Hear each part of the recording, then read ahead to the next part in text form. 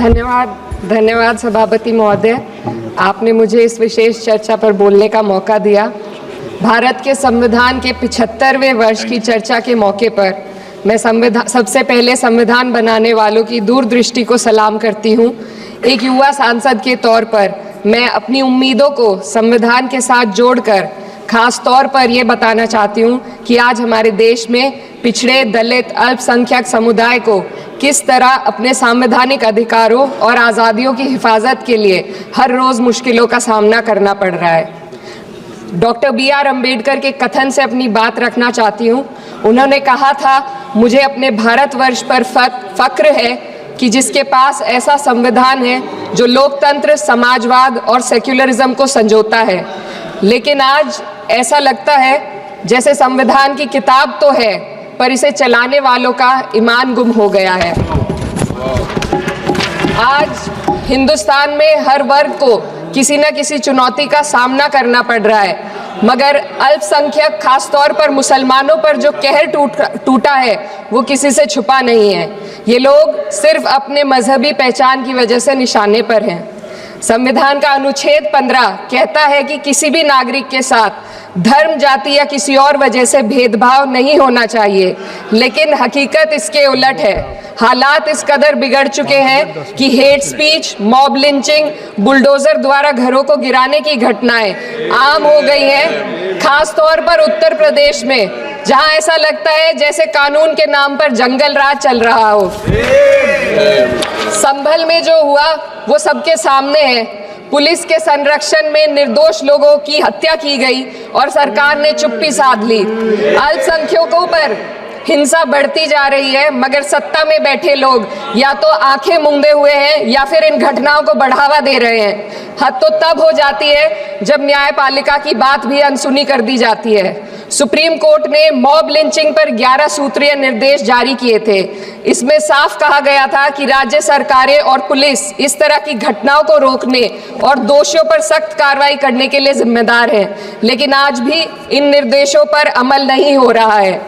हाल ये है कि मॉब लिंचिंग को रोकने की बजाय सत्ता में बैठे लोग आग में घी डालने का काम कर रहे हैं। उनकी जुबान से ऐसी बातें निकलती हैं जो नफरत को और बढ़ावा देती है। ये अशांति अब इतनी गहराई तक फैल चुकी है कि हमारे समाज के धर्मनिरपेक्ष चरित्र पर गंभीर सवाल उठ रहे हैं। साल की शुरुआत में ही कई राज्यों में दुकानदारों को अपने नाम बोर्ड पर लगाने के लिए मजबूर किया गया।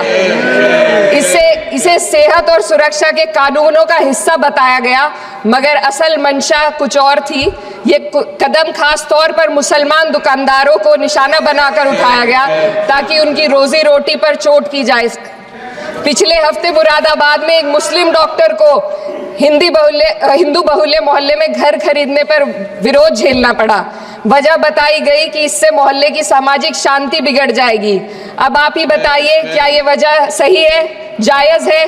असल में ये छोटी बड़ी घटनाएं इस बात का सबूत है कि सांप्रदायिकता को बढ़ावा देने वाले बयान और नीतियां हमारे समाज को अंदर से खोखला कर रही है। उत्तर प्रदेश में यति नरसिंहानंद ने बेहद घटिया बयान दिया, लेकिन सरकार इन बयानों पर कोई कार्रवाई नहीं कर रही। हेट स्पीच न केवल जनमानस के विचारों को प्रदूषित करती है, बल्कि इससे अब संवैधानिक पदों पर बैठे लोगों को भी प्रभावित कर दिया है। अभी हाल ही में माननीय उच्च न्यायालय इलाहाबाद के माननीय न्यायाधीश ने ऐसे बयान दिए जिसका संज्ञान खुद सुप्रीम कोर्ट को लेना पड़ा। संविधान के अनुच्छेद 29 और 30 ने अल्पसंख्यकों को उनके मजहबी और सांस्कृतिक हक दिए हैं ताकि वो अपनी पहचान को बचा सके और अपने संस्थान चला सके, लेकिन आज उन्हीं हकों पर हर तरफ से चोट की जा रही है। वक्फ जैसे बिल लाकर उनके धार्मिक अधिकारों को छीनने की कोशिश की जा रही है। आज अल्पसंख्यक समुदाय को संविधान द्वारा दिए गए अपने बुनियादी अधिकार पाने के लिए लंबी लड़ाई लड़नी पड़ रही है। ऐसे कई मामले अदालत ने न्याय देकर संविधान की रक्षा की है, लेकिन अदालती प्रक्रिया में जो समय लगता है उसकी वजह से देश के सामाजिक ताने बाने को भारी नुकसान उठाना पड़ता है। मिसाल के तौर पर इलाहाबाद हाई कोर्ट ने 2004 के मदरसा एक्ट को रद्द कर दिया था, जिससे मदरसों के संचालन पर सवाल सवाल उठे। हालांकि सुप्रीम कोर्ट ने बाद में इस फैसले को पलट दिया और एक्ट को वैध करार दिया, लेकिन इस प्रक्रिया में जो समय लगा उसने अल्पसंख्यकों को बेचैनी और संघर्ष के दौर में डाला है। इसी कड़ी में प्लेसेस ऑफ वर्शिप एक्ट 91 भी आता है और कई अन्य अधिकार, उन्हें भी इसी तरह अदालती लड़ाइयों में उलझाया जा रहा है। ये स्थिति न केवल अल्पसंख्यकों के अधिकारों की राह में रुकावट है, बल्कि justice delayed is justice denied जैसी कहावत को सिद्ध करती है। मैं इस सदन से दुनिया भर के अल्पसंख्यकों की आवाज उठाना चाहती हूँ, खास तौर पर हमारे पड़ोसी देश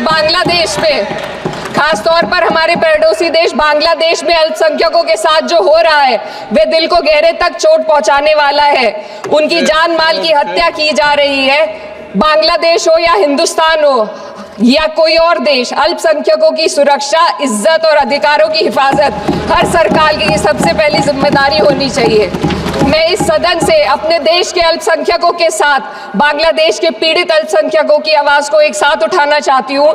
ये वक्त की पुकार है कि हम सब मिलकर ये सुनिश्चित करें कि किसी भी इंसान को उसकी पहचान या मजहब के कारण डर कर जीने पर मजबूर ना होना पड़े।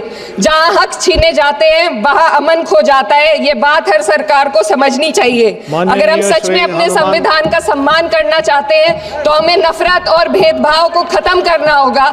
हमें ये दिखाना होगा कि ये मुल्क हर वर्ग, हर जाति, हर धर्म और हर समुदाय का है, और जब तक ऐसा नहीं होगा तब तक संविधान की आत्मा सिसकती रहेगी। सर, अपनी बात को खत्म करते हुए मैं एक शेर अर्ज करना चाहती हूँ।